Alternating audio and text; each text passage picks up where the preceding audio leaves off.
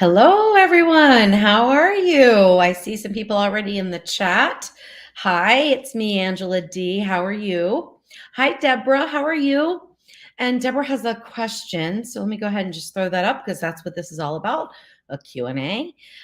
Deborah wants to know if I have a good pinto bean recipe for the Ninja. Mine always comes out too watery and no flavor. Tried a new recipe last night with the same results. So I don't specifically have like a whole pinto bean recipe, but I have a recipe for refried beans, and I think I use pinto beans for that. I can't remember off the top of my head, but I think so. Um, but if it's coming out too watery, then you have too much water to start with. So if you want to look at my recipe for refried beans, you can do that on my website and you can get the ratios to bean to water. And that way they won't come out too watery because that recipe is designed to use up all the water by the end of the cooking process. And then, of course, I mash them up for refried beans, but you don't have to. They come out really nice. They're soft though. So if you like them a little bit more with a bite to them, then you would definitely want to decrease your pressure cook time, but keep the water about the same. Okay. Now, as far as flavor goes, I find adding in all the spices and stuff at the time that you're cooking them. And I think I use a bay leaf as well to infuse a little bit of flavor. So those are my suggestions without knowing what you've already tried and what isn't working. And hopefully I didn't just have like a little hiccup in the live. It seemed like I froze for a second. But anyway, I hope that you find something that you like. And if not, you can email me, Louise at thesaltedpepper.com, and give me an idea of like what flavor profile you want in your beans. And I'm happy to help come up with something on the fly. Hey, Charlie, how are you? Hi, Betty, how are you? Oh, and Betty, I see she told you about the refried bean recipe and then the red beans and rice. The red beans and rice are a red kidney bean, so they're a little bit different. But usually, like my rule of thumb for beans is, I think, oh, I don't want to tell you the ratio because I can't remember off the top of my head, but about a 30-minute pressure cook is about the average for most of those types of beans. Good morning, John. How are you? Thank you so much. Yes, it's my anniversary, Jeff and our anniversary today. He's working. I'm working. It's just another day, right? Hi, Craig. How are you? Hi, Terry. How are you? Hey, Dixie. How are you? Hi, Raven. How are you? Hi, Shastana. And I don't know why I have the trouble with that. I really, I want to kick myself every time. But hi. Hey, Kathy. How are you? Hi, Juliet. How are you? Hey, Deb. Hey, David. Let's see. What does David have a question? Oh, hi. I don't cook. I love your show. And I have a Ninja Foodie in the box from Christmas. You make me want to try. Get it out and try. Look, you're coming up on almost a year, right? 10 months. Get it out. Try it. Easy recipe. Make the chicken strips that I just did in the air fryer and then get your feet wet with a little one pot pressure cook. And then you'll be hooked. You'll be hooked. Just follow the recipe, follow the instructions, and you'll be fine. Hey, Fitzy, how are you? Hey, Mark. Congratulations on your new Ninja. He's got the OL 701. That's the 8-quart with the one lid with all the bells and whistles. Hi, Helen. How are you? Hi, Patricia. Thank you so much. Hi, Raven. I think I said that already. Hi, Sharon. Thank you so much. Congratulations. And Sharon's anniversary is tomorrow. Congratulations on 9 years. Hi, Colleen. How are you? Thank you so much. Hi, Linda. Hi, Roseanne. How are you? Hi, Angela. Okay, Sharon, 29 years. Okay, that's significantly more than 9 for sure. Hi, Jane. How are you? Hi, Kathleen. How are you? Hi, Barbara. Thank you so much. Oh, Dixie. Yeah, that's a good point. Yeah, take the course too, David. That would really like I think would convince you to start cooking with it. When you can see all the things you can do from simple to complex, it's pretty awesome. It's a really awesome appliance. Hey, Jen, how are you? Hi, Larry, how are you? Hi, Linda B. Hi, Deb. Hi, Daddy Dutch Barbecue. How are you? Hi, Deborah. Hi, Sean. Hi, Robin. Thank you, Kathleen. Hi, Lorraine. How are you? Okay, we've got a question from the name I always mess up, Shoshana, I think. Happy anniversary. Thank you so much. Have you worked on many recipes for the Ninja Speedy? I have and I haven't. Okay, so I used it today to make cowboy candy because Jeff's coworker, bless his heart, I guess told Jeff he had some jalapeno peppers and wanted to give them. He was going to throw them away. So Jeff said, "Oh, sure. Louise can use them." I think there was 500 of them. I'm not even exaggerating. There were so many. So I made some cowboy candy and I used the Ninja Speedy. Now I have a funny story about that. I set the Ninja Speedy for what I thought was high sear saute, so I could boil the mixture, and then and after I don't know, it seemed like 10 or 15 minutes, it wasn't even boiling. And I was like, what is wrong with me or the machine? Because I didn't think it was me. It turns out I had it, had it on slow cook. But I can tell you that slow cook does heat up nicely. I mean, it really does. It didn't bring it to a boil, but it shouldn't in that short period of time. But that was kind of funny. But to address your actual question is I have and I haven't. I have done some playing around with it, but I haven't really started testing a recipe yet. My content calendar for my recipes are planned out in advance, and they were all planned out before the Ninja Speedy even came out. So I'm in the mode of cooking like cookies and pumpkin things and things that I had planned already in the Ninja Foodie pressure cooker and air crisper. So I just haven't had time. Let me get my volume turned off here so that you don't hear dings when people ding me. But I want to because I really like the concept of it. I will say that in fact, I filmed the entire video for chicken strips, which I just released this past weekend, and I filmed it. I said, Jeff, oh, we've got the Speedy up here. Let's just do it in the Speedy. I had not tested it in the Speedies, but here I am gonna, fly by the seat of my pants and do a video with it. Well, anyway, that video footage went in the trash because I put the rack in the low position in the Ninja Speedy, thinking that that would mimic the basket height in the Ninja Foodie, and then I should be able to go under the same temperatures and everything like that. And it did not work out. They did not get crispy. So there are going to be a little bit of tweaks, I think, using that as an air fryer, but I don't have any real details on that yet. Hi, Lorraine. How are you? Hi, Debbie. Hi, Linda. Thank you so much. Hi, Lisa. Hi, Angela from the UK. Hi, Twyla. I'm glad you like your new foodie or your foodie, if it's new or not. Thanks for the happy anniversary wish. It's me, Angela D. I just love saying that. I just love that. I think because I'm a huge Grease fan. And it just reminds me it's me, Sandra D. I think wasn't that a song in there? I think so. Anyway. All right, Kelly has a question. What is my favorite vegetarian ninja recipe? Gosh, I have a few, just a few though, and I'm trying to think off the top of my head. Well, the falafel is a vegetarian ninja recipe, and I really like those. They turned out amazing. There's also one on my website. I think it's lemon garlic pasta. And I think I have a version with chicken, but this one's without. And it has fresh vegetables and stuff in it with angel hair pasta. It's really delicious.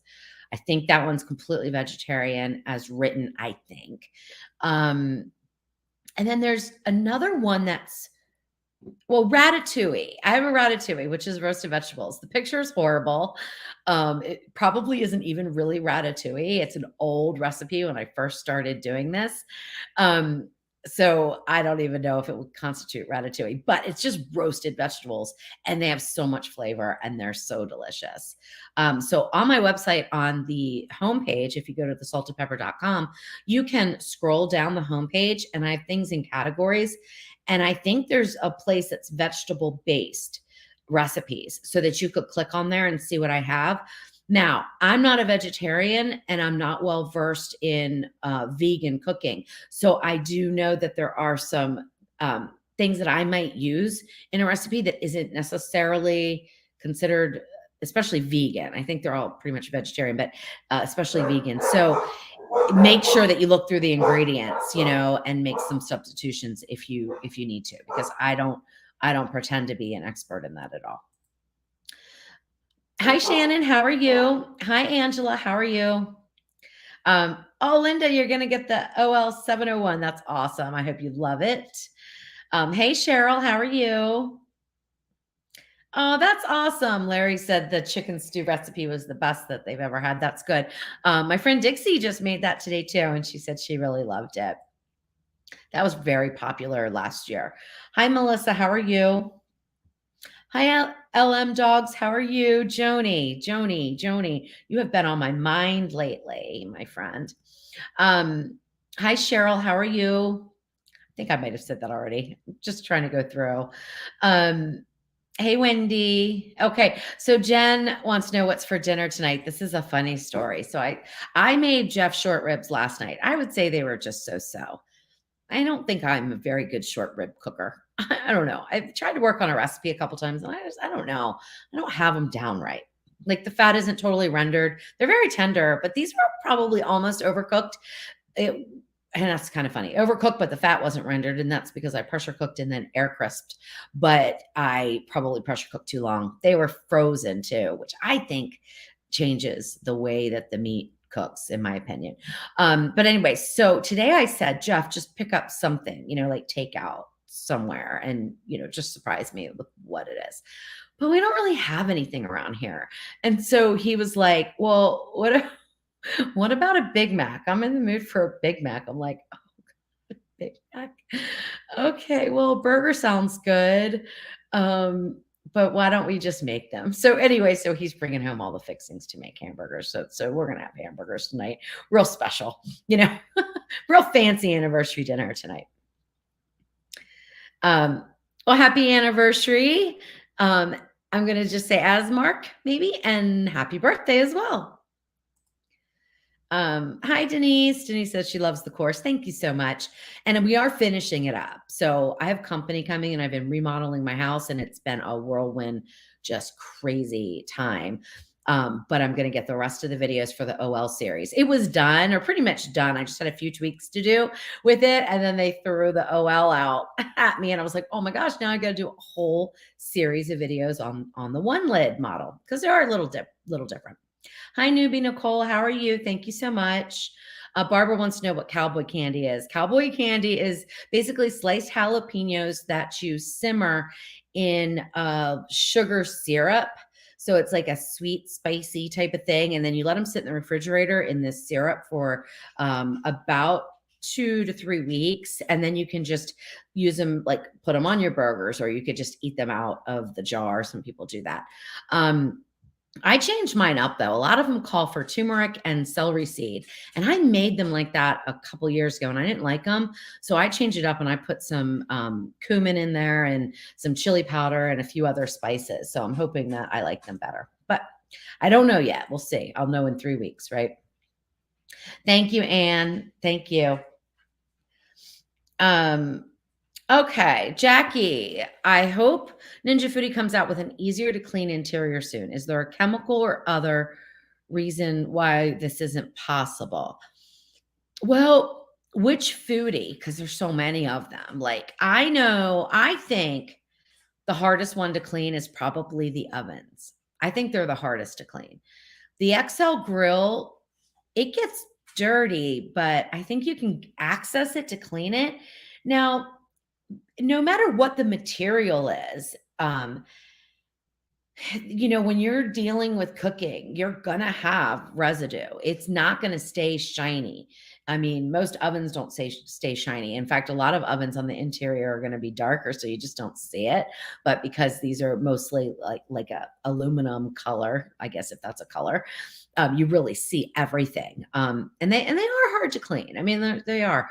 I don't know if they're going to change the interior. Now, if you're talking about the oven, I would almost hope that they would, but I'm thinking that they can't, because the way that they have to design them so that they reflect the heat and get the heat back to your food.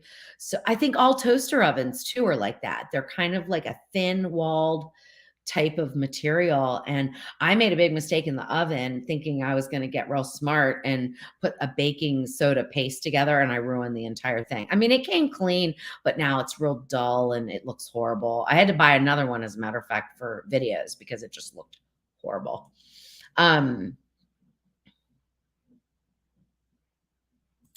Okay. Fitzy says, I have issues with food being dry on slow cook. Did boneless pork chops and they were dry. If they're dry, then they're probably overcooked. So when I do slow cook pork chops, like if I'm going to serve pork chops in gravy and I want to do a slow cooker, I always get the bone in because that's going to help really retain that moisture. The boneless ones, they're just so lean and they just don't, they can overcook in a slow cooker. Like my pork tenderloin is done in the slow cooker in like 20 minutes. I mean, it's so fast because it's a really fast cut of meat. And then if you overcook it, you will dry it out because it's possible to dry out food even, in a pressure cooker or in a slow cooker. Some people think you can't because it's in liquid, but you can. If you overcook it, you can. Hi, Mannion. How are you? Let's see. Hi, Tamara. How are you? Hi, Ricky or Tammy. Hi, Tammy. And hi, Maria. Hi, Jacqueline. Thank you so much. Hi, A1971. Hi, Rose. Well, happy anniversary to you on Thursday. That's 2 days from now, right? Okay, Mark, I get this all the time. I think you should have a ninja cookbook. I would buy it. Yeah, I know. I want to. I really do. They're just so time consuming and I've just been so busy with other things. But as far as the cookbook goes, I did find out that I can't call it Ninja Foodie. So I can't call it like Ninja Foodie Cookbook or anything like that because that's trademarked and I'd get in trouble. So I know they're out there on Amazon, but they're kind of not, they shouldn't be. So anyway, I don't know. Edith, I think I already went over this. What did I make with the peppers and how did you do it? Well, I have a recipe already on my website for the jalapeno jelly. And so I made a couple of batches, not of the jelly itself, but I just did the jalapenos with the vinegar. And then I pureed those, strained them, and then I put them into a bag to freeze. And I figure I'll bring them out when I want to make the jelly and just add in the sugar and the pectin and stuff like that at that time. Let them thaw and everything. And then I made the cowboy candy. What else did I say I made? Oh, I'm dehydrating some. So I've got some that are just half peppers that were seeded that I'm dehydrating. And then some I'm dehydrating in just like little slices. The little slices I will put in like soups and stuff for flavor. And the ones that are de-seeded already, I think I'm going to grind some of those up for a jalapeno powder to make like a rub with or something. All right, Sarah wants to know if I've done carrots, zucchini. Yes, but I don't have any recipes on my website for them. Zucchini, there's so many different ways you could do the zucchini. I would have to know like how you wanted it done. Carrots, of course, I've used them a lot in recipes, but I thought about this the other day. I was like, I should probably do like some kind of a honey roasted carrot for Thanksgiving, some sort of a side dish because carrots are real popular. I wanted to do zucchini chips. So I did test that recipe over the summer. And when I finally got it right, because oh my gosh, they are so good when you dehydrate them and you can just snack right on them. So good, so delicious. Now, after they sit for a little bit, they're kind of like chewy, they're not very good, but you can put them in soups. When I went to actually do the recipe, they were out of zucchini and I haven't seen them since. So that's my life around here in the middle of nowhere. It's hard to get things. Hi Queenie. Yes. Thank you. I'm doing well. It is getting cold. We're going to have a cold front and then this weekend's supposed to warm up some. Have a great night, Charlie. All right. Colleen says butternut squash soup is one of my favorite vegetarian recipes. I do not use chicken stock. I use vegetable stock and it comes out amazing and perfect for this time of year. Yeah. I don't have a recipe for butternut squash soup like that. I have a Mexican butternut squash soup, but not just a plain one. And I really need to do that.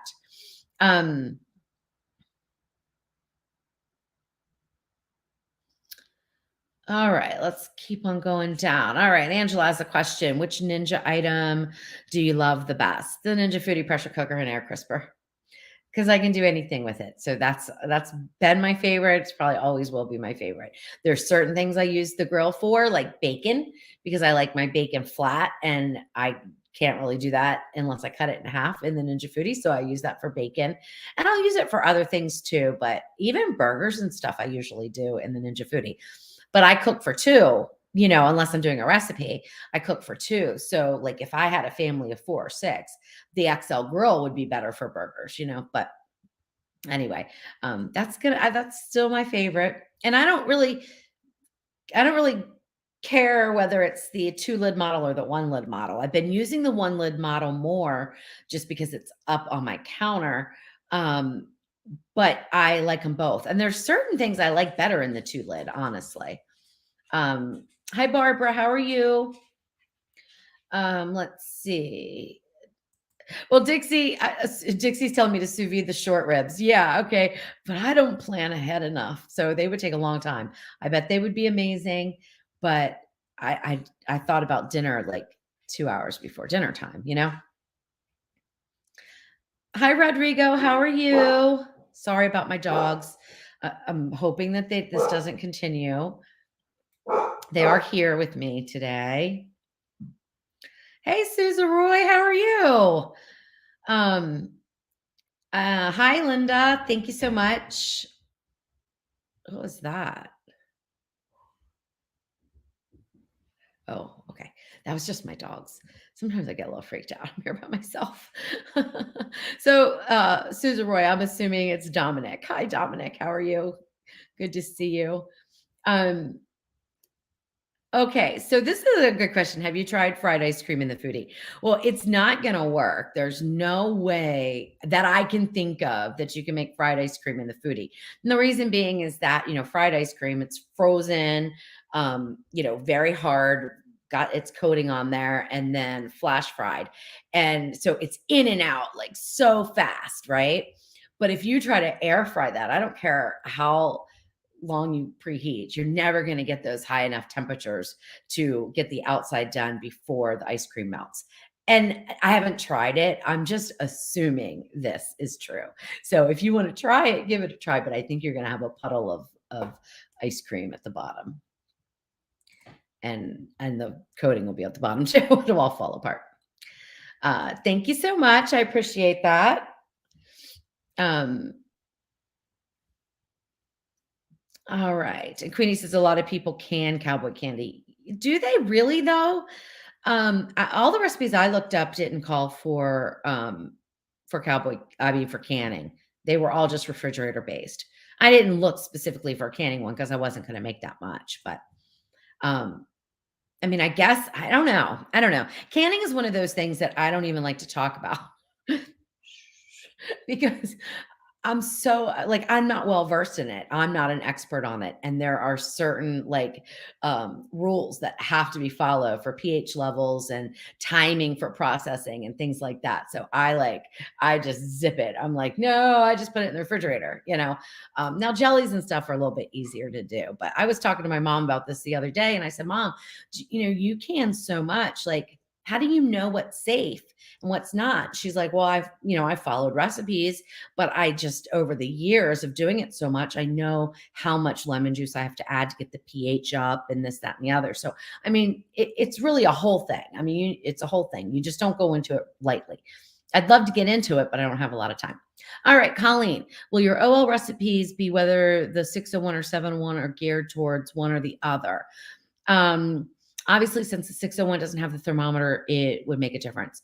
Okay, I don't use the thermometer much. I thought I would. I thought I would use it, especially for testing recipes, but I would never probably write a recipe that had to use the thermometer. In my experiences with all appliances that have internal thermometers, they're not always accurate, and there's no way to calibrate them on the Ninja Foodie. You can test them for accuracy, but there's no way to calibrate them. So, like some ovens, you can actually calibrate, I think, but in the Ninja Foodie, there's no way that I know of anyway that you can calibrate it if it's off like 5 or 10 degrees. So I would never go by the thermometer. So yes, to answer your question, my recipes will work in the 601 or the 701 and even the 501. So I'm testing recipes a lot in the 501, which is the 6.5 quart instead of the 8 quart, but they'll work in both. The only difference that I've found, especially in the OL series, not as much with the 2 lid models, but when you go between a 6.5 quart and an 8 quart, and you're making something that has like a specific amount of liquid, because you're not going to have liquid left at the end of pressure cooking, like rice or I mean, there's a ton of other things. Beans, we were talking about beans. And if you don't want them liquidy, you'll have a specific amount that you're going to use up during the cooking process. And I've noticed that the OL 701, which is the 8 quart, needs about 2 tablespoons more of water. So I'm going to start incorporating that in my recipes. I have a friend of mine, Amber, who tests some of my recipes, especially if it's one of those ones that's really, I don't want to say technical because I don't want to scare anyone like they're hard, but like there's very little margin of error. So I don't want anyone to get the burn notice. So she tests them in her 8 quart for me and she lets me know if she runs into any problems. But what we found is about 2 tablespoons extra in the 701 or the 601 compared to the 501. Hopefully that answered your question, Colleen. I think I went roundabout on a tangent. Yeah, I think the grate is hard to clean on the Ninja Grill. I don't like to use that, but the basket's fine. I don't use it that much though, honestly. Raven, that's a funny question. What is the weirdest pumpkin flavored item you've eaten? Well, I mean, I wouldn't call it weird. Excuse me. No, we're not doing that. No, we're not doing that. No, we're not doing that. Apparently we are. Excuse me. I'm gonna let them outside. I'm sorry. Come on, go outside.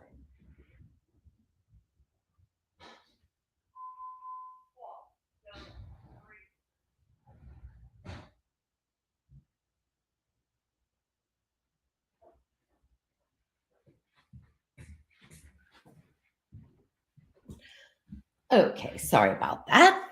Now, where was I? Hey, Cooking with CJ.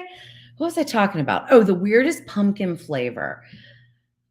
I love pumpkin. So, and I just made 3 recipes with pumpkin. I made a pumpkin gnocchi, which I guess some people might find was weird, but it's delicious. Pumpkin whoopie pies I just did. And pumpkin biscotti I just did. But I don't know what the weirdest pumpkin flavor, like, because weird to me would mean I didn't like it, and I don't know that I have. Hey, Jeff. Yeah. What's the weirdest pumpkin flavored food you've ever had? Not really sure. I can't think of anything. Probably coffee is the one that I would like stay away from. Oh yeah, he wouldn't like pumpkin coffee. I do. I like pumpkin everything, really, but only in the fall. Like I never have pumpkin any other time, only in the fall. Hi, Richard. How are you? Thank you, Meredith. All right, Roseanne, do you put the food in the ninja? Oh my gosh, in the Ninja. I'm never going to live that one down, am I? The Ninja. Do you put the food in the Ninja Foodie while preheating and then set the timer after the preheat is over? No.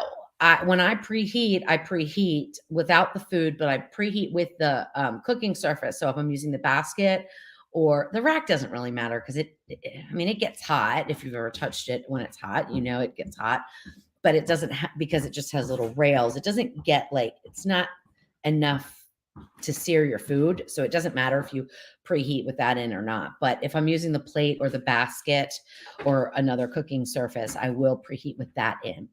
But not the food. No. So the idea is that when you're preheating, you're getting the cooking environment, the inside of the pot really super hot and the surface that you're going to cook on really hot so that when you put in the food, it starts to set right away. So it's really important when you're doing breaded items and things like that. Other times it's not as important, but with breaded items or things that you want to sear or set right away, you definitely want to do that.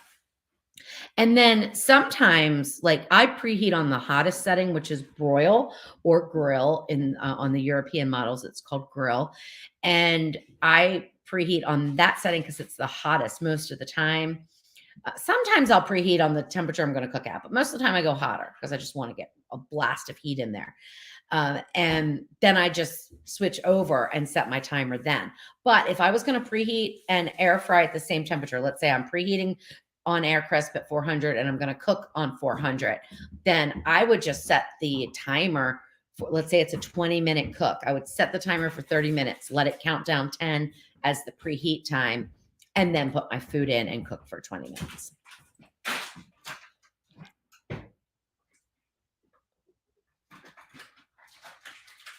Hello, Bear Truth. How are you? Kathy wants to know if I'm using the Ninja to dehydrate. Yes, I'm using the XL oven actually, though. So Ninja, unfortunately, since they called everything Ninja Foodies, it's hard to differentiate. But I'm using the XL oven because I can get in like 4 racks at a time. So it's just much more effective to do it there. If I'm doing real small batches, I might use the Ninja Foodie pressure cooker and air crisper. And it works well, but sometimes you got to switch out the racks depending on what you're making. So I use the oven almost exclusively for for dehydrating. All right, wedges. I have floury potatoes, but are they best soaked in cold water, then parboiled, pressure cooked, or straight on air fry? Okay, so if you want them crispy, and you want them wedged, I would soak them in cold water and then go straight to air fry. It's too late. Wow, it's too Yeah. What are you? Are you trying to make bacon? Yeah. We'll have to wait. You don't have to wait.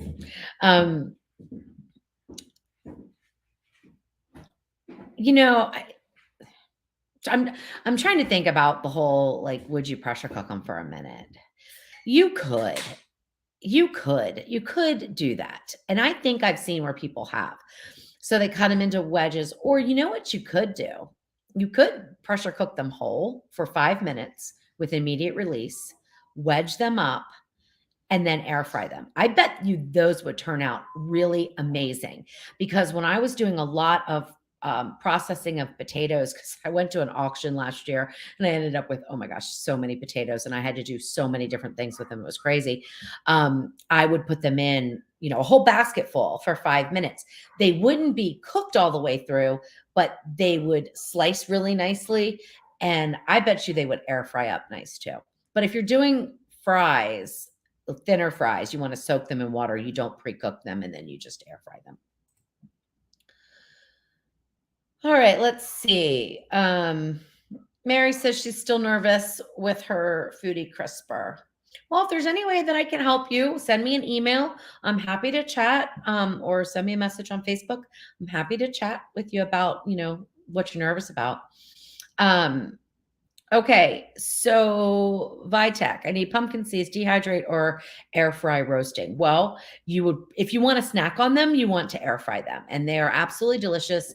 I just did that with some butternut squash seeds that I had because I was making the butternut. Oh, you know what?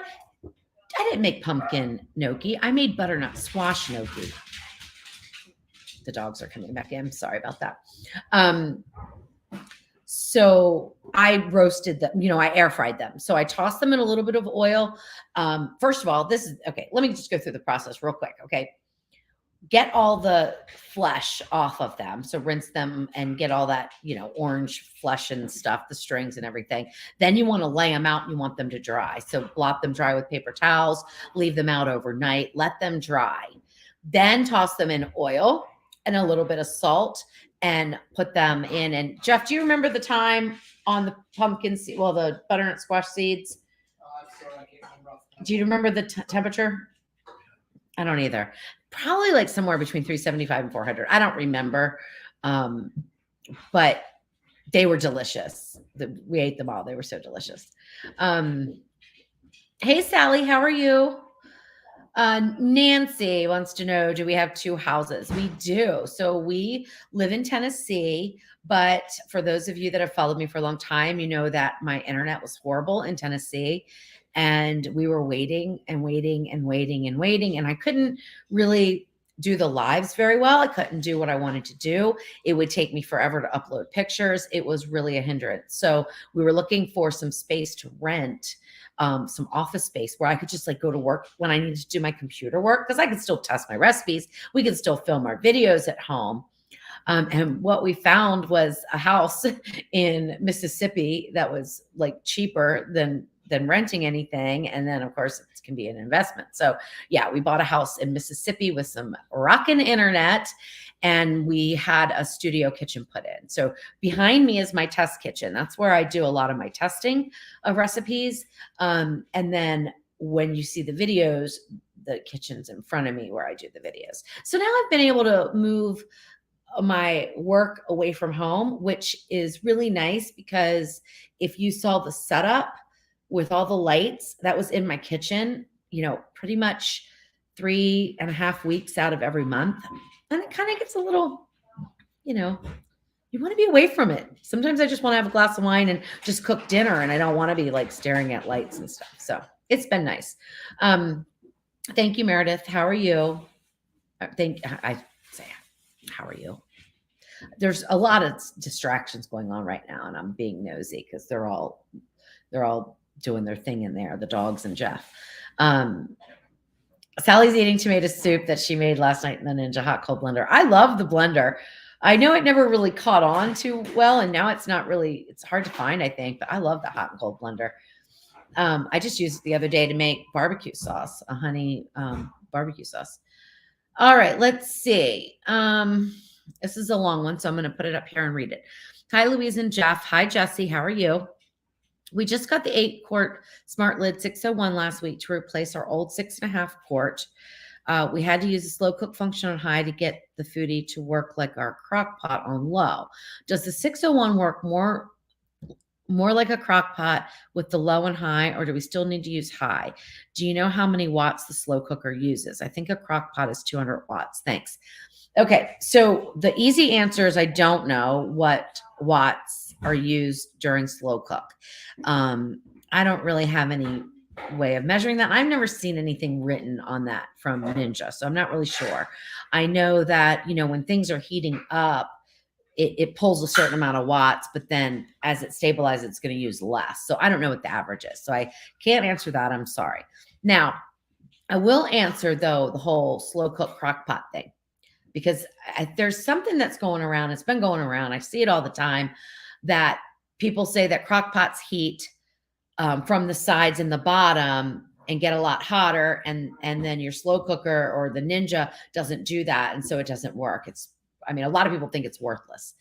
I am totally of a different opinion on this. I'm not saying anybody's wrong or right, because I can't find a definitive answer about this. However, I have looked everywhere for the brand name crock pot, okay? Because that's what it is. Crock pot is a brand name of a slow cooker. Okay, so the category is a slow cooker. Ninja would be a brand name of a slow cooker. Crock pot's brand name. And I have not been able to find any evidence that there are heating coils or heating elements in the sides of it. What I think is that it's the material that's used. So if you look at your regular crock pot or slow cooker, that's just a standalone, and it's got a ceramic base. A lot of them do anyway. You'll see that there's just these little thin, like aluminum sides, and that's going to conduct heat a lot quicker. Okay. And also the ceramic, I think, holds the heat a little bit more. And there's some interesting articles on this that I read. People took apart crock pots and different brands and stuff like that. And it was pretty interesting. So I think that the Ninja Foodie does a wonderful job at slow cooking, because I think it is truly what we would consider slow cook. Now, that being said, when you're cooking certain types of meat that has a lot of connective tissue, collagen that you need to break down, I do recommend going on high. The only failure that I've had with the Ninja Foodie slow cooker versus it's not even a crock pot, because I've never actually owned a crock pot, believe it or not. I was not a fan of slow cooking before the Ninja, because they got too hot and they boiled my food and it made it stringy and gross, and I didn't like it. So but I have an old like Hamilton Beach one. And so I did a lot of studies for the course. I did a lot of testing between the two. The only thing that did not work out well for me was flanken style ribs. When I tried to do like a sticky Asian inspired sauce, I was able to do that in my Hamilton Beach on high very well. And it really rendered that fat. I mean, they were delicious. The Ninja, even on high, did not do that. It just did not get high enough of the temperatures like that other one does. So I don't think it's a crock pot versus Ninja. I think it's the style and the way that it heats and the materials that are used to make it. So that's my opinion. And that's based on my research and using them and doing a lot of testing. But when I did rice in the slow cooker, my Hamilton Beach and my Ninja, I did rice. And I forget what it was. I found a recipe online. Okay. So I wanted to follow somebody else's recipe and see if they turned out the same. And I will say that the Ninja, and I think the rice was done on low, but I can't remember. But the Ninja had a much better result. They were both cooked fine. They both tasted fine. They were fluffy. They were nice. But the Hamilton Beach had crispy edges, up at the top because it just got too hot up there. Whereas the Ninja was fluffy and soft all the way through. Now, why I don't do a recipe for slow cooker rice in the Ninja, I don't know, because it was really delicious and it takes, I think, 30 minutes. Don't quote me on that, but I think it was like 30 minutes. So it's not like it's an astronomical amount of time or anything. But don't quote me on that. It might have been 2 hours. I don't know. It was a long time ago that I did this. Okay. So hopefully that answered your question. It didn't really though. Let me go back to it. 8 quart. I think I did though. I don't think the 8 quart, I don't think the 601s or the 701s work any differently. As a matter of fact, they might be a little slower, which I know you don't want to hear, because there is more evaporation. There is more heat loss in the one lid than there is in the two lid. Because when you put the pressure lid on and you have it vented, you really are holding in a lot of that heat. But with the vents in the lid itself, there's more of them. And when you're on slow cook, there is more evaporation. So it may take a little bit longer to cook. All right, let's see. Newbie Nicole. Okay, that is just you're happy that somebody answered a question or asked a question. Okay, do I cook most of my meals in the foodie? Yes, I do. I mean, a lot of times I'm just doing like a proof of concept test, like Jeff and I want to eat something. And so like, all right, well, let's throw this in. I would say what percentage do you think, Jeff? I would say 75 to 80. I was going to say 75 to 80% are done in the foodie. Now, if I'm reheating something, a lot of times that'll just go in the oven, the XL oven. I use that a lot for reheating. I mean, I could use the Ninja Foodie with steam. I do like that, but not all the time. I just don't. I don't know why. I just put it in, probably because I have it in a container that won't fit in the foodie. That's the only downside about the foodie, is you've got to have you have to have your food in the right container if you're going to reheat in there. So, but yes, I do cook most of them in there. Oh, well, Colleen, the flea situation was better. Now it's back. I don't know. They're on their second dose of this medicine. I found flea on Gus. I don't know. I'm so disgusted. I've already treated this house. Now I'm going to have to treat it again, but I just didn't have any choice. I had to bring them here because Jeff's working days and they can't be home for 14 hours and I needed to be here today. So, all right, let's see. Let's go down. Oh, Randy wants to know what kind of dogs we have. So we have, we have one pit bull. I would say he's a mix, but he's pretty much pit bull. And then we have one mix. What do you think Callie is? She maybe a little pit bull. And then Gus, I don't even know what he is, but he's awesome. He's like my little buddy. The other two are really big dogs, and he's like 30 pounds. So I just love him. He's got a big personality though. He's just so cute. All right, let's see.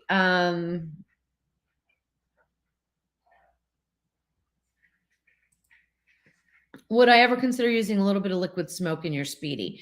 I don't know if Lee, is this to me? I'm not sure because I know CJ does a lot of stuff with barbecue, so I'm just not sure. I don't know if you're asking him or me, but I'll answer for me. And if CJ has another opinion, he can chime in the chat with that. But um, what I have found with liquid smoke when you put it into the liquid is it doesn't do anything. Now, liquid smoke is one of those things that, I mean, a dash in your beans, maybe, but I don't think it ever takes the place of actual smoked meat. Um, that being said, some people say that they rub it on the meat, a little bit on their meat before they pressure cook, and they think that does something. I'm just real leery because, a little bit of liquid smoke can enhance food, but too much is going to ruin it. It's going to taste horrible. So I just shy away from it. I tried to put it in with my ribs and I've tried to put it in with my pulled pork in the liquid itself, and it doesn't do anything. It doesn't make the meat have any kind of smoke flavor, in my opinion.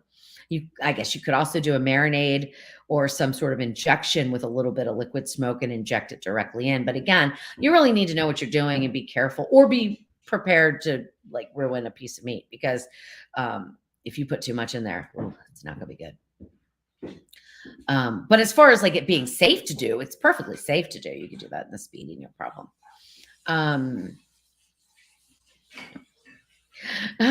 That's funny. Can you do more low carb recipes? I would love to, but nobody pays any attention to them. So, and I don't do everything just, for people to make them or, swoon over them, of course, but they are my lowest performing recipes by far. And it's interesting because Jeff eats low carb. So we do make a lot of low carb recipes, but I've only put, I don't know, I probably have 15 or so on my website, and they just don't do anything for me. Sally, I have not made rainbow trout, and I don't have a recipe for it. I've never even had rainbow trout, to be honest with you. I don't even know. I mean, I know it's a fish, but I don't even know, like, is it a flaky fish? Is it a steaky fish? Is it a fishy fish? I don't have any idea. It is almost impossible. Like, I lived in Maryland, but I was never a big fish eater. I really kind of like it a little bit more now, but now that I live in Tennessee, like, you can get catfish, but anything else, it's really difficult to get. Okay, let's see. Let me see here. I'm so far behind on reading these things.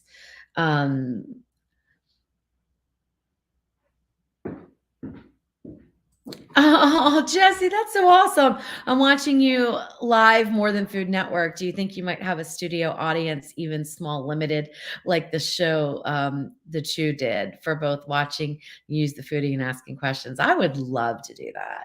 I would love, love, love to do that. I think that would be so much fun. And I mean, it could be done. We could do it here at my studio kitchen for sure. But I've thought about, like, now that COVID's, like, I guess gone, like, for the most part. I don't know if it's gone, but it's not front and center, and things have opened back up. I've thought about starting in 2023, like going to some places and renting something, and like trying to gather people in person, because I mean, our lives are great. But it's still me talking to a bunch of people that I don't get to really communicate with very easily. I can just read their messages. So I think it'd just be cool to be more in person.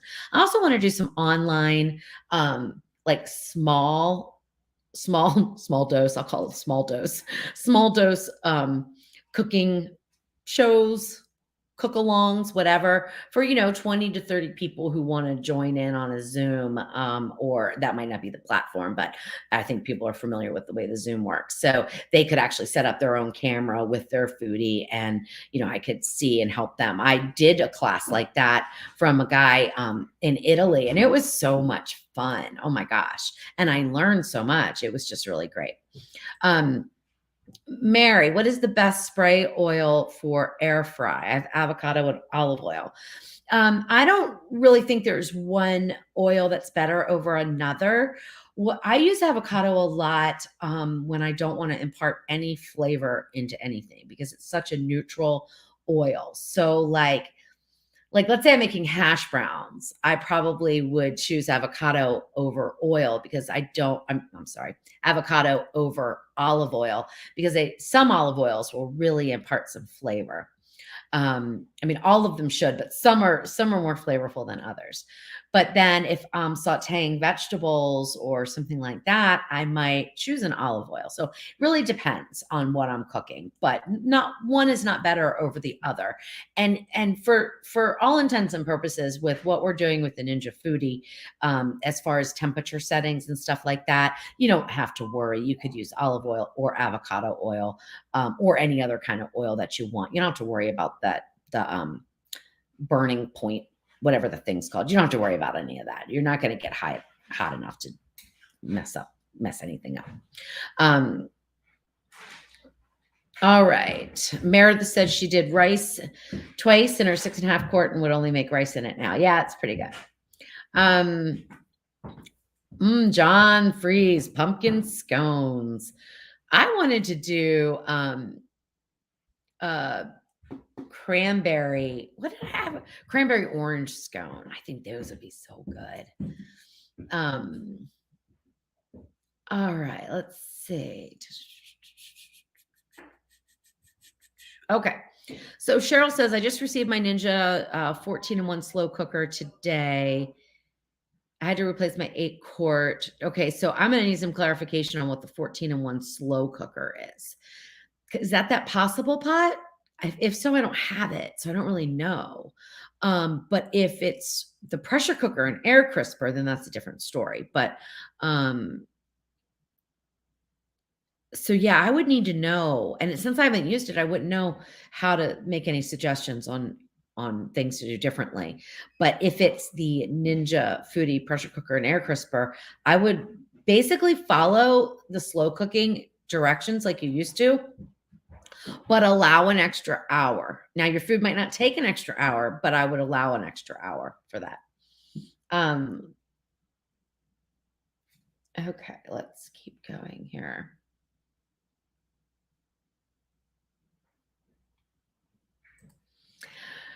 Okay, Michelle says, happy anniversary. Thank you very much. And have you tried a cheese soup? Yes, I did a beer cheese soup. I even did the video on it. And it was like, oh my gosh, it was so dreamy. I mean, it was just so dreamy until it got cold, and reheating it was a nightmare. So I didn't put that one out because, it just became a glob of mess. So, and I haven't gotten back to that to figure out I think I did a roux even, and it's still just, I don't know. I don't know. Didn't work. It was delicious. I mean, my test batches, it worked fine, but I didn't really try to reheat them, right? Because I was testing this one. I was kind of testing back to back to back. And it was like, oh, this is beautiful. It's beautiful. It's beautiful. It's velvety. Oh, it's gorgeous. And then when I went to reheat it up, I was like, oh, not going to work out. Okay. Okay, so Roseanne, when you're pressure cooking, you put your food in. I'm sorry. I was assuming when I answered the preheating question, I was assuming you meant air frying, air crisping, baking, roasting, all that kind of stuff. When you're pressure cooking, you do put your food in first. And the preheat time is the time to pressure. And that's when you either have PRE across the screen, or I think some have dots that go across, or something. And there's some indication. Some went around in a circle, I think the older ones, and then this one is pre and dots. And that tells you that it's preheating. That is time to pressure, and that is cook time, and your food is inside, because once you seal that pot and it starts to build the pressure and the pin pops up, you can't open it up. So yeah, definitely you preheat with your food in when you're pressure cooking. All right. Question. I tried using the Ninja oven for dehydrating and was not successful. So I transferred the tomatoes to my Corsi dehydrator with success. Have you considered a video on this? I can't imagine why it didn't work in the Ninja oven.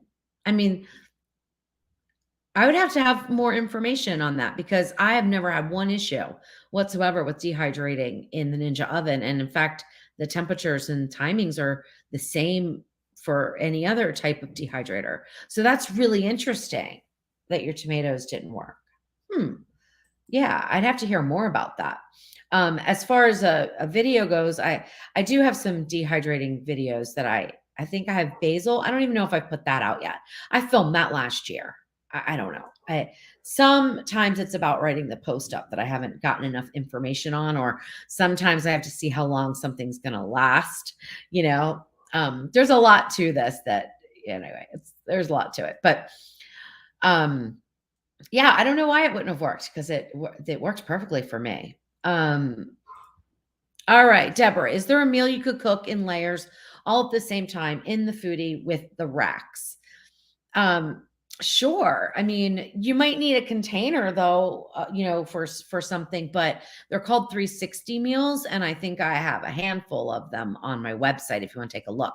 The thing about doing 360 meals or doing layered meals is that you need to make sure that your ingredients are either all going to cook at around the same time, or you can add them in stages so that they're all finished at the same time, or in some cases, you'll modify the ingredients so that they do cook at the same time. And that could be as simple as cutting your carrots bigger or cutting them bigger and wrapping them in foil to give them a little extra protection. And then they'll take a little bit longer to cook than when you're cooking a piece of meat on top of it or something like that. So there's all kinds of ways that you can adjust things, but like you're not going to be able to cook. Let me think of an example.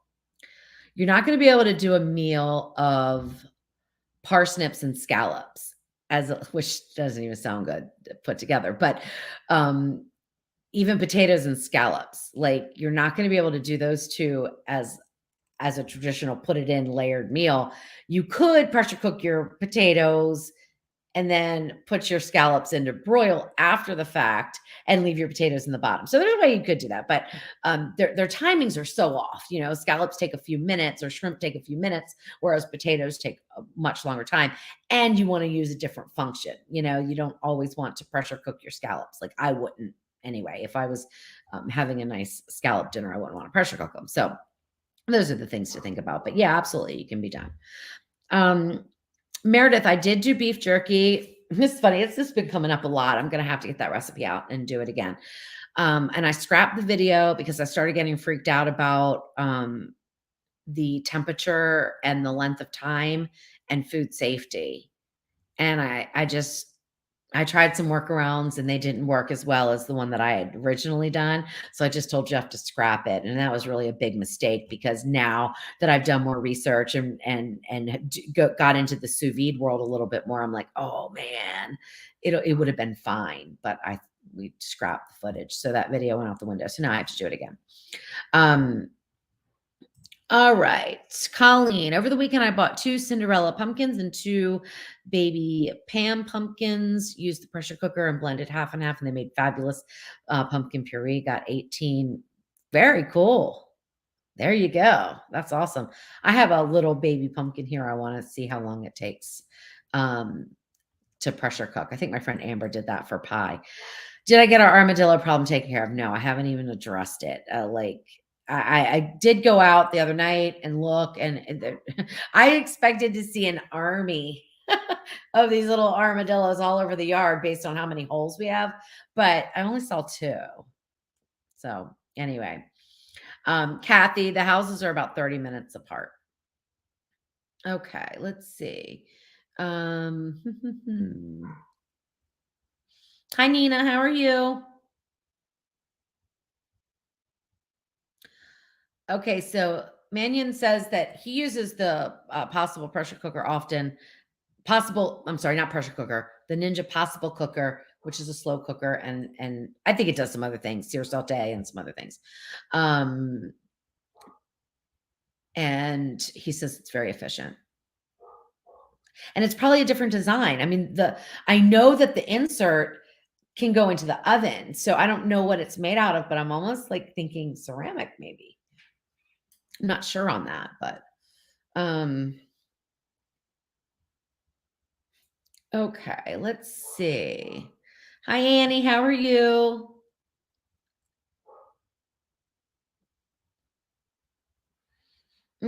That's a good question. I have a recipe that uses evaporated milk. That's odd for me. That's real odd for me. Although I did just do a seafood chowder where I used it. Um, hmm. I can't think of a recipe where I use evaporated milk, but I might. So the thing with the regular milk is it's going to have the water content in it, so it's going to be a little bit thinner. So while you probably can, I can't think of any one of them that you couldn't use it. You couldn't use regular milk, but you would not use as much. But if you want to send me an email, Louise at thesaltedpepper.com, I'm happy to delve into that exact recipe and let you know what to do because I can't think off the top of my head. I cannot think of what recipe I use evaporated milk in. Um, Okay, Lisa, this is a good question. Can you pressure cook if you're using store-bought enchilada sauce? So, I just pressure cook my short ribs, and what I did was I put about a half of a cup of beef stock on the bottom, and then I poured a little bit of my barbecue sauce, which would be about the same consistency as a store-bought enchilada sauce, and it worked fine. However, I would be leery about just putting in the enchilada sauce without any thin liquid on the bottom or even stirring in enchilada sauce with the thin liquid because if that whatever it's made from, some are made with tomatoes, like mine's made from tomatoes, and I found out that's like totally not the way you make enchilada sauce, but I don't know. I went by the canned kind and what the ingredients were, tested a recipe, and it turned out great. So I was like, oh, I made enchilada sauce. Apparently, no, I did not. But it's still delicious and it works really well. So we still use it. But if it's like tomato based or even pepper based, it doesn't really matter if it's that thickness. It could scorch on the bottom when you're pressure cooking. And then, number one, there's a couple things. You might get the water notice, but even if you don't get the water notice, if you then stir after the fact, you're going to incorporate all that burnt flavor into your food. So if you wanted to try it out, just to try it out, go ahead. And then if you get the water notice, you know that that didn't work. And what you're going to want to do though is take everything out, but don't scrape the bottom of the pot. Just take all your food out, pour out the enchilada sauce that's left, and don't scrape. Then clean your pot out. Okay, so you get all that burned stuff out. The rest of it should be fine. You could add it back in with some thin liquid and start again. If it does work and you don't get the pressure or the water notice, then I would still do the same thing. I would take your food out, but I would not scrape the bottom just in case anything is scorched down there. Because if it's scorched down there and it stays down there, then the flavors aren't going to infuse most likely into the rest of your food. But if you go and scrape it and start mixing it in, it's going to be horrible. Um, oh, Trisha, I'm so glad you like them. Thank you so much. Okay, so just cooking. You don't need to preheat before pressure cooking. There's no reason to do that. There's no benefits to that. Because what has to happen is the way that you go under pressure is with the building of steam, and you're not going to really build the steam by preheating with air fry. So it's really just a waste of time. So just put your food in and put it on pressure cook. So you don't have to do that. Um, Larry, could you steam bake a pineapple upside down cake? Um, that's a good question. You mean right in the pot? That might be a little difficult right in the pot, but you definitely could probably do it pot in pot. I'm trying to think if you could put pineapple juice down to that's hard. I'll have to think about that. I've only made pineapple upside down cake one time in my life. Um, I just don't think you'd build the steam with the thickness of I think it's brown sugar and pineapple juice that gets all ooey gooey on the top. Am I right? Um, so yeah, you could do it pot and pot though. The steam bake is a really nice function. It really is. Um, I did, Sylvia. I did. I grew up in Annapolis. I was born and raised in Annapolis. Um, and crab cakes, I've never air fried them because I didn't have an air fryer when I lived there. And I cannot get crab here at all. So, and every time I've gone back to Maryland, I keep saying I'm going to go get crab, crab meat and put it on dry ice and bring it back with me. And I just never get around to it. Um, so yeah, it's really unfortunate too, because I tried to make a few recipes with crab meat that I could get here because I figured, if you guys could get the same kind of brand or stuff, at your local grocery store and you don't live in Maryland or Virginia, that would be great. But it doesn't turn out right. Like this was even a US caught blue crab, um, and it still was horrible. Like I made crab canopies, which are one of my favorite appetizers, and I have a recipe for it, but it uses Maryland crab, and I was hoping to be able to fix that for these holidays, and it didn't turn out. So I froze them. I'm gonna try to heat them up again after because you're supposed to cook them from frozen, but I don't think the flavor's just off. Anyway, um, okay. Jesse, this is another great question. Steam and crisp is a whole new concept to me. What are the basics? When to use steam and crisp and just air crisp? Okay. So steam and crisp is basically a dual function on the OL series where the preheat time is the steam time. You don't set the steam amount of time on the OL series. So you're not really in total control of that, which is something that I found a little bit I don't like it as much, but it is what it is. It works fine. It works fine for most things. So, like steam and crisp would be great. It's great for bread, or steam and bake is great for bread. Cakes, you could do that. Things that would benefit from a little bit of moist heat, a moist heat and then a dry heat. So vegetables do really well with steam crisp because they give that steaming. With steam is a very efficient cooking method. So it really works great. So like, let's say you have broccoli and you want to cook your broccoli and you want to use air crisp. It would take forever to air crisp broccoli because you have to go at such a low temperature so that you cooked it through but didn't burn it, right? So it would be really difficult, not impossible, but you just have to really lower your heat. But with steam and crisp, you get the benefits of both. You get that moist cooking environment, which would be like steaming broccoli or like putting it in the microwave with a little bit of water, because that's essentially steaming.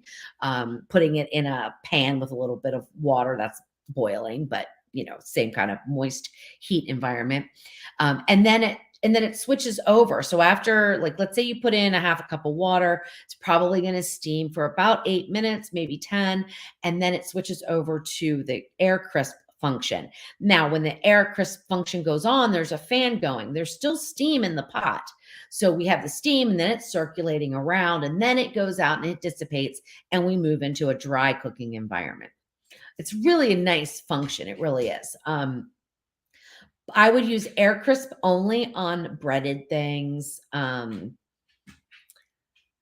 trying to think. I haven't used the steam crisp that much, which is kind of funny because I love the concept of it, but I just haven't done it that much.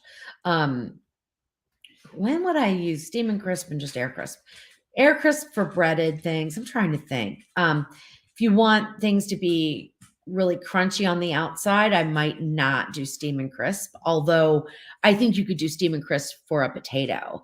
But I don't know if the steam time would really even make a difference for a potato. Like it wouldn't cook it enough to make it any different unless you had potatoes in chunks, right? That would work. Then you could steam and crisp them up. And I think that would be good. I'm sure there's a lot more that I could share on that, but I'm going to move on. And if you have more questions that I maybe can answer, I'm happy to. But hopefully that gave you a little idea. Anytime you want a moist cooking environment followed by a dry cooking environment, you can use the steam crisp. However, let me back up because this is important too.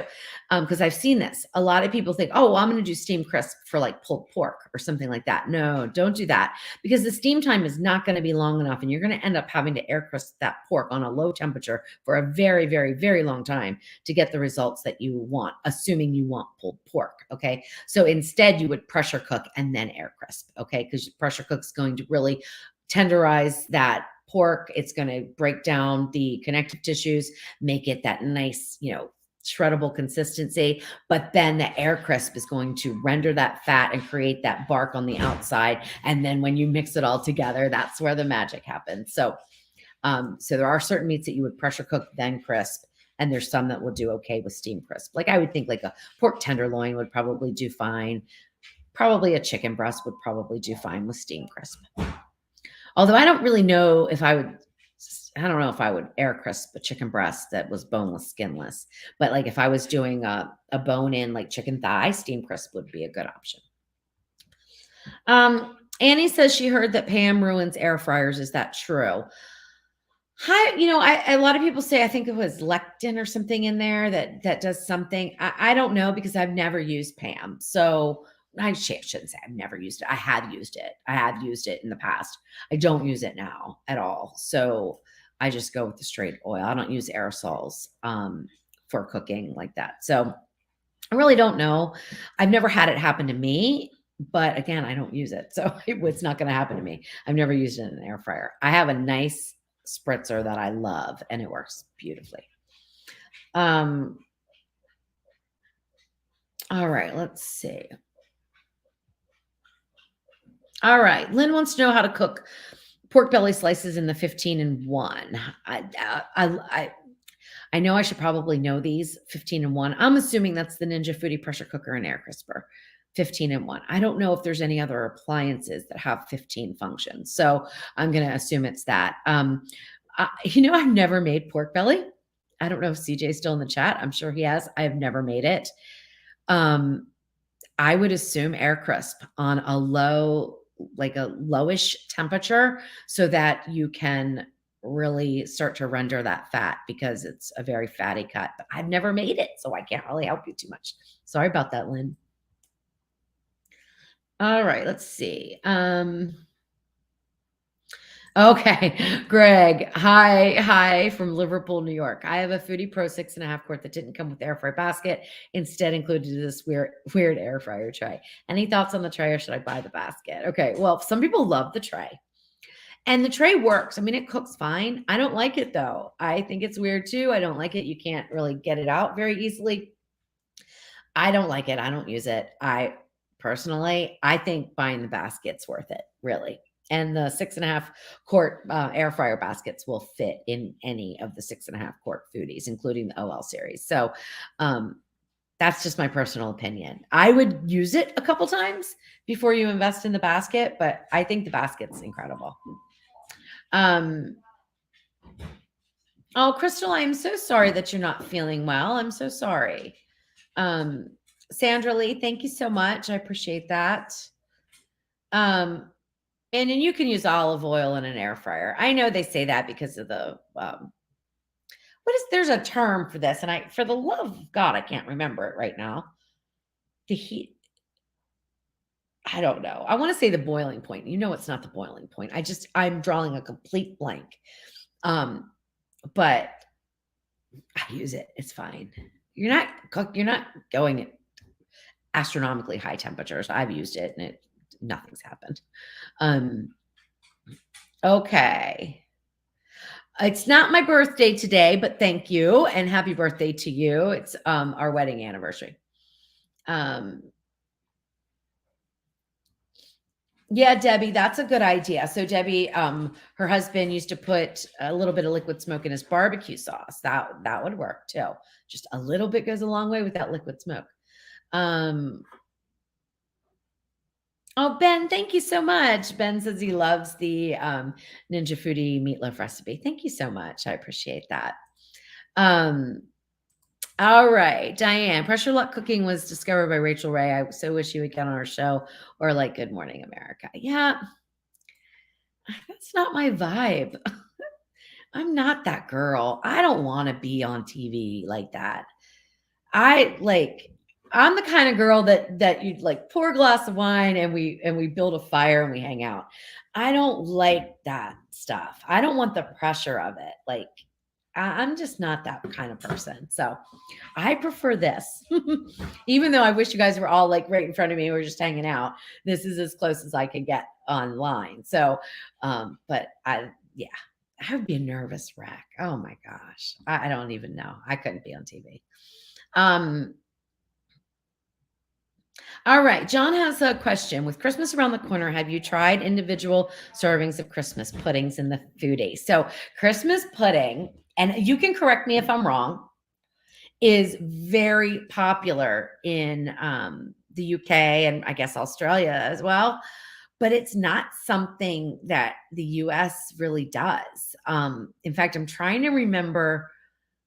I thought about doing a recipe for it last year and I never did because I've never made it. And it's not like what we would call pudding. And now I can't remember what it's even made of because I think my brain shut down now. I don't think I'm thinking clearly. But isn't there suet in it or something like that? Isn't it like savory and not sweet? I'll have to get more information, John. But so we can't buy suet as far as I know anyway. If anyone knows, like that's just not a thing here. The other thing I've been trying to do is make clotted cream, and I can't find any cream that's not ultra pasteurized to make clotted cream because I think that's a good one to make clotted cream. But anyway, but the Christmas pudding, I would like to investigate that, but I haven't done anything with it yet at all.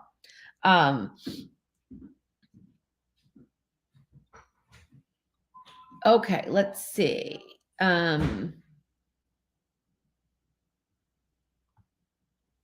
Okay. So Tammy, we're back to the dehydration. So the issue was the silicone, most likely.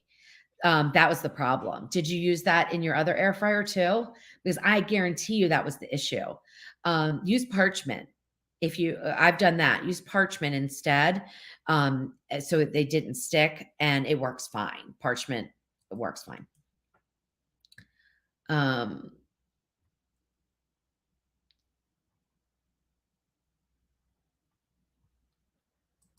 Okay, Chris, thanks for that. I will, Chris is helping me with my armadillo problem.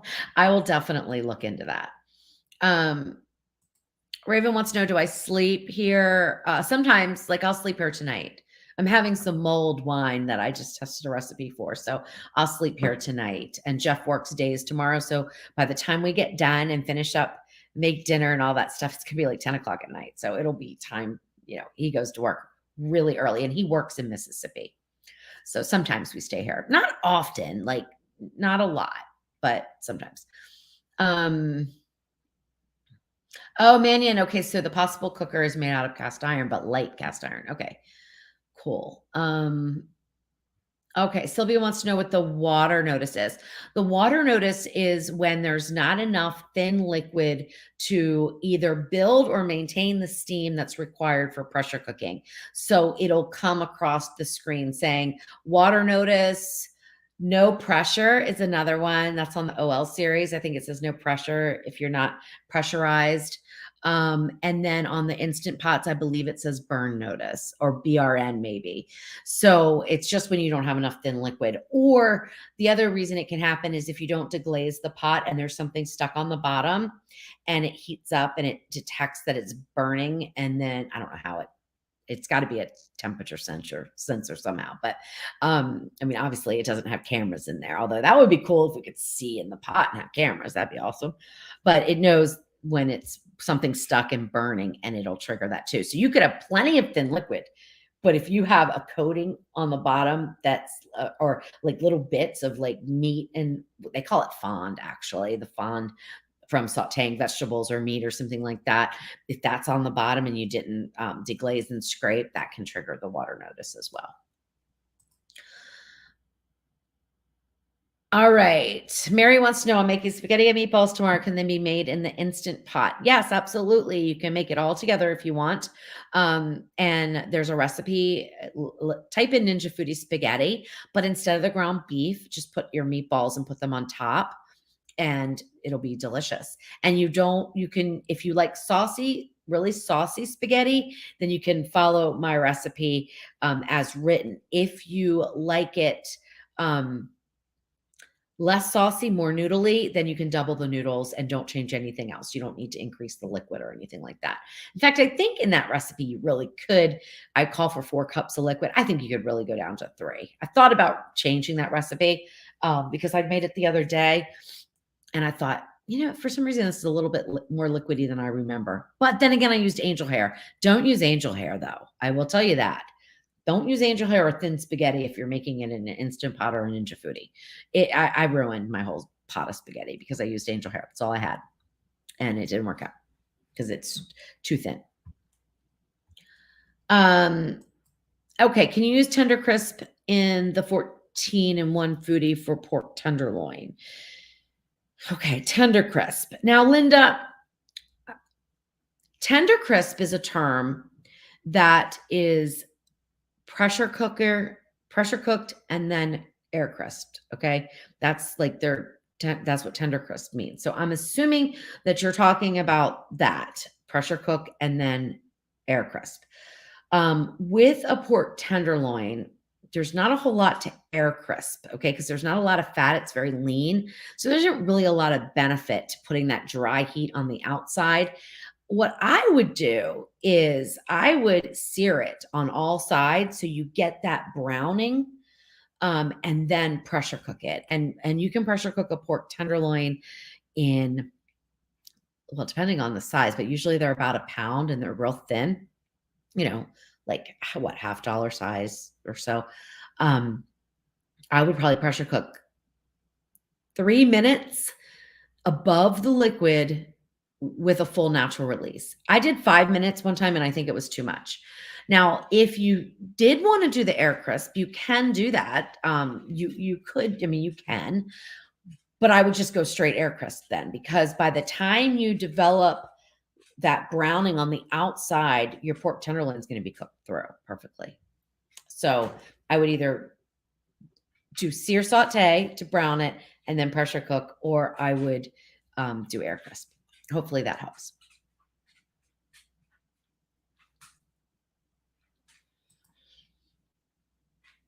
Oh, I put cherry bourbon in my potato soup. I learn all these things. I have a potato soup that has cherry bourbon in it. Wow. I'm going to have to look that up. That sounds delicious. I don't remember that recipe. Oh, that's horrible. I would just use, I don't know, because I don't know the recipe. I'm so embarrassed. I guess I would just use a splash of bourbon or brandy or something. Are you sure it's not? I don't think it's cherry bourbon. I'm going to have to look this up. Hang on, guys. This is important to me. Let me see. Because I think it's something else, and I can't even remember the name of that right now. Let me look up potato soup on my website and find out what we're doing. What are we doing? Sometimes I have a friend of mine that'll ask me a question about one of my recipes all the time. And I'm like, oh my gosh, I don't remember that recipe. Okay. So I have 2 potato soups. No, I have 3 potato soups. Okay. So I'm going to assume it's the Ninja Foodie potato soup recipe. So let me look here. And let me see. It sure is cherry brandy. It says it's optional, so obviously it was just something that I used to like give a little bit of flavor. So maybe a little brandy. What is that? What is that other liqueur that I use sometimes? I can't remember it now. But yeah, I'll have to find out what brand that is and maybe put that in the recipe. I'm gonna make that again. That sounds so good. Okay, Debbie, that's a good question too. If you do pot and pot rice, do you put water in the bowl and pot or just the pot? You have to put water in the bowl with the rice and in the pot when you're doing pot and pot. Hi, Kettle Kitchen. How are you? I am working on some holiday desserts, but not necessarily in the Ninja Foodie this time because I'm doing some cookies and like I have pumpkin whoopie pies and I have pumpkin biscotti that are coming out more for I was going to say Halloween or Thanksgiving time. And then I want to do some cookies from my past, kind of my childhood stuff that I love, like aniseed cookies and things that might not thrill everybody, but they're important to me and I want to get those out. Okay, let's see. Oh, Sylvia, I'm so glad that you like the fried green tomatoes. That's awesome. Hey, Sally, how are you? Thanks so much. Um, let's see. Keep going. Okay. Um,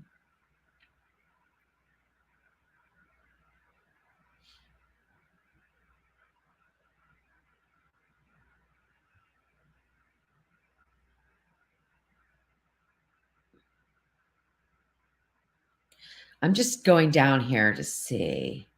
Yes, that's what I'm thinking of, the smoke point for the oil. And you don't really have to worry about that.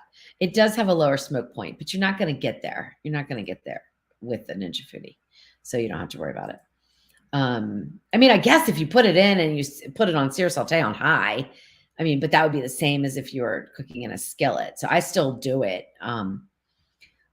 There's a lot of misinformation about the smoke point of oils that if you really read, oh, look at my hair now. If you really read deeper into it and get into the chemistry part of it, you'd be worried about it as much. And I'm not saying you are worried about it, you know, anyone in particular, just people in general wouldn't be worried about it as much.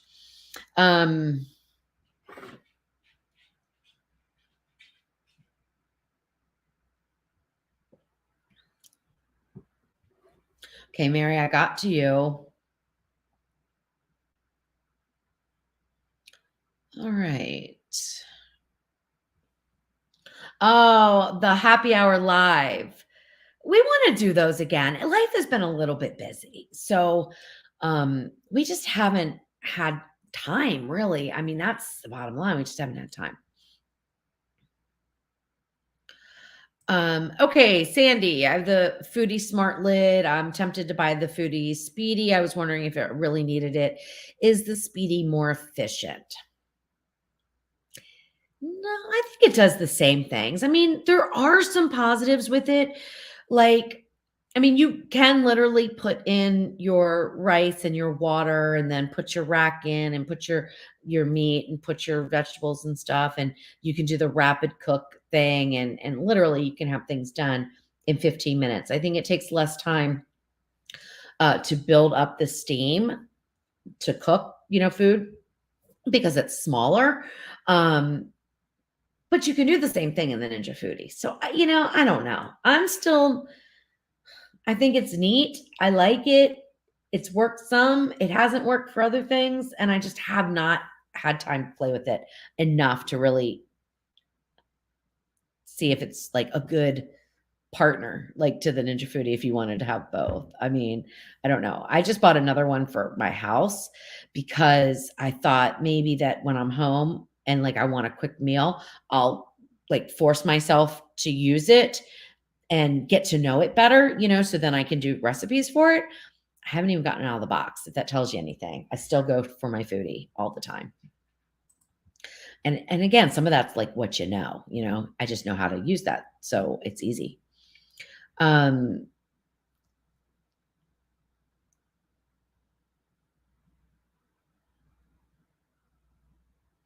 okay, Jeff. If I had the choice to buy either the Ninja pressure cooker, air crisper, or the Ninja Foodie XL grill, which one would you choose? Thanks. For me, I would choose the pressure cooker and air crisper, but there's a couple of reasons for that. Number one, the way that I cook. I like that moist cooking environment. I like to use that quite a bit with certain things. I like to make soups. I like to do the whole meal in one, like from sear saute all the way to whatever function I use to finish it with. And I can do all that in the Ninja Foodie. However, if I was a griller, like if I really liked grilled stuff and used mostly lean meats and dry cooking environment, then I might choose the XL grill. So really, there's no right or wrong. It's about what you like to cook and how many people you cook for. If you're doing burgers and chicken breast and things like that, and you're feeding a family of four, the XL grill is going to be easier for you, because you can throw them all on there and get dinner done. But for me, it's the Ninja Foodie pressure cooker and air crisper. Well, thank you, Juliet. I appreciate that so much. Um, yeah. I'm sorry. As I'm reading that, I'm like, oh gosh, I bet that didn't turn out well. Beth, the thing is, you can't substitute almond flour and monk fruit sweetener for regular floured breads. You just can't. It's a totally different chemistry. So it's not going to work out. Almond flour is basically ground up almonds, and they don't absorb anything, whereas all purpose flour is absorbent. So usually when you're trying to make a recipe be keto friendly, diabetic friendly, and you want to lower the carbs and lower the sweeteners, you've got to do a blend of different flours and different types of things. Like some people use, oh gosh, I want to call it Metamucil. It's not, that's the nurse in me. Psyllium husk, I think, which is basically Metamucil without the orange flavor. Some people use that along with some coconut flour, almond flour, but it is an absolute science. Okay. And a trial and error. I have tried to make some different keto breads and never have had one worthy of ever being a recipe. So it is very difficult to do. And I just don't advise taking any kind of a recipe of mine and trying to modify it that way. What I would do is look for a pumpkin bread recipe from a trusted source that does keto types of things and see what they're doing. And now you can always like take the spices from mine and the flours from theirs. I mean, you can do that kind of thing. But yeah, I would definitely recommend looking specifically for that type of recipe. And sorry, because I know that probably was terrible when it came out and you were hoping it would be good and it was terrible.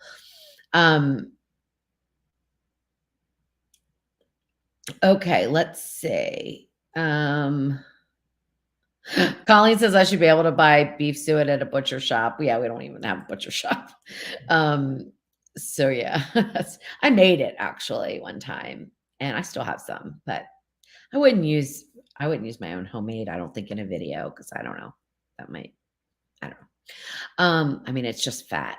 That's all it is. But um, no, Nancy, they're not confusing me with somebody else. I just don't remember my recipes because apparently they're correct. I just looked up one. They're correct. Okay, let's see.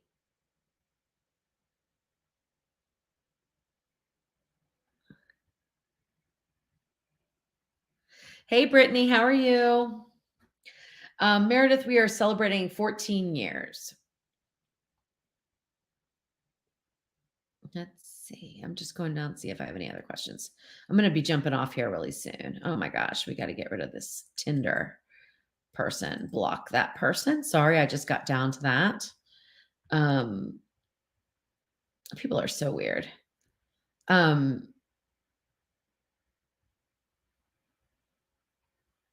Okay, let's see. Kathy says, I have the Foodie and the Speedy. I use the Speedy 9 times out of 10. Works better for me. See, everybody has their own thing. It's really hard to answer for the way somebody else cooks. I mean, I think the Speedy might be a little bit simpler, maybe. I don't personally find it simpler. I find it a little more challenging, but that's probably because I'm so used to the Foodie.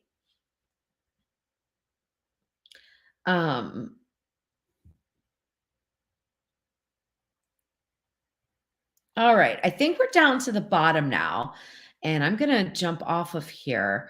Deanna, yes, I can get seafood shipped to me, but it's very expensive. And so, I mean, like, I think I did the math on crab soup, and it would have cost me a couple $100 just in the crab meat to do the crab soup recipe, which doesn't mean I'm not going to do it. It just means that it's going to be an expensive one to test.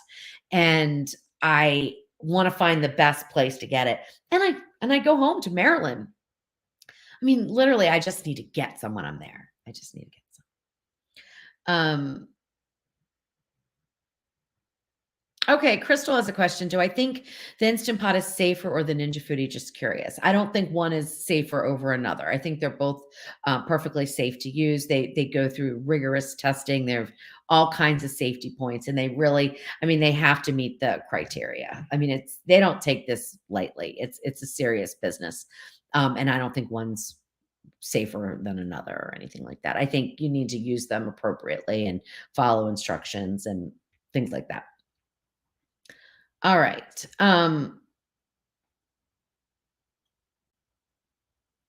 Okay. I don't know why that came up again. Okay. Um, oh, okay. That wasn't again. Okay. So you made it with oat flour. Yeah. Okay. And monk fruit sweetener. And I'm sure it's not the sweetener so much that makes the difference. It's the flour. The almond flour isn't going to work as a one-to-one switch for regular flour. All right, guys. All right, Joy wants to know, can you use the crisper basket in the OL 501? Yes, if you get the 6.5 quart crisper basket, it works fine. I use it all the time. That's what I use in my videos. So when you see me with the OL series and you see me with the basket, it's the 6.5 quart basket that goes in there. All right, guys. So I think I got to everybody. I hope so. If not, I apologize. I go through them as much as I can and try to, see as many people and get the comments and say hi to as many people as I can. But sometimes they'll skip, they'll jump around and I won't see everything. So if I didn't get to your question, if I didn't answer your question completely, if you disagree with my answer and you want to talk more about it, send me an email, Louise at thesaltedpepper.com. I love getting emails. I love being questioned. I love being challenged. I want to, help you guys as much as possible. And also, I learn new things too, all the time. So, all right. Well, we're going to go make some burgers now for our anniversary, clean out the car, clean the dishes. A lot going on. All right. I love you guys. I will see you next Tuesday for Tasty Tuesday. Okay. Bye bye.